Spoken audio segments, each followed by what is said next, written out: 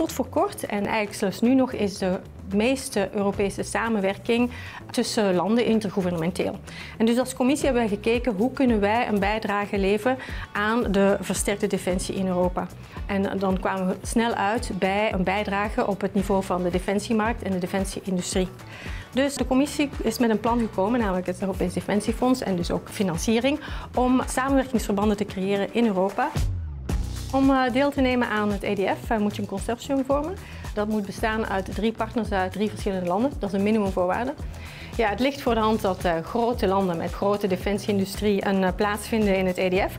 Maar er is zeker voor kleine landen, zoals België, met een niche-industrie en met hoogtechnologische industrie, zeker een plaats.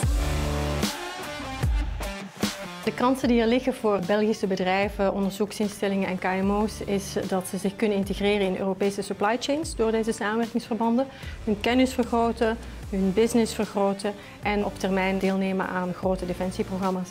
België niet alleen neemt deel aan de projecten, het coördineert ook 3 projecten, met name Miracle, European Protected Waveform en TechBio.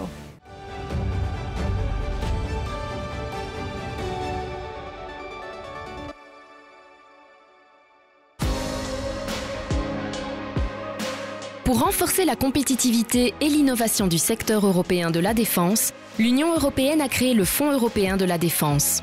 Le fonds finance de nombreux projets qui contribuent à la recherche et au développement de nouvelles technologies de défense. L'un des projets pris en charge par la Belgique concerne la lutte contre les mines marines.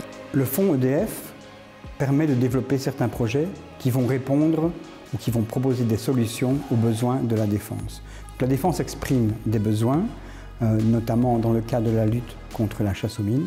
Et le fonds EDF, ou le projet Miracle, va répondre à ces besoins. La Belgique a le lead et la Belgique a développé ce projet de consortium, puisque vous le savez que la Belgique a une longue tradition de spécialistes en lutte contre les mines.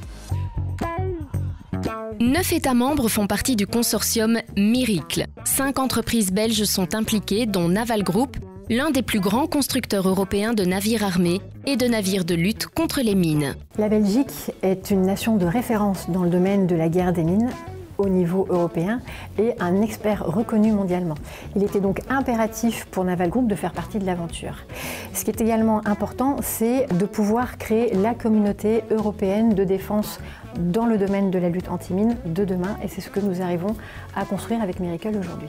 La collaboration est intéressante tant pour l'industrie que pour la défense. Non seulement cela conduit au développement de connaissances dans le secteur, mais cela garantit également à l'Europe de rester pionnière dans le domaine des opérations anti-mines. La valeur ajoutée de travailler au niveau européen, c'est l'accès à des compétences technologiques que nous ne pourrions pas nécessairement avoir localement. L'intérêt de ce type de programme, c'est également de permettre une innovation plus libre, tout simplement parce que nous sommes en quelque sorte libérés des contraintes commerciales. Dans ce cas-là, on peut avoir vraiment l'émergence de nouvelles technologies. Le partenariat est très important parce que l'Europe doit se développer. On a encore trop tendance en Europe à travailler par petits pays qui privilégient sa propre industrie.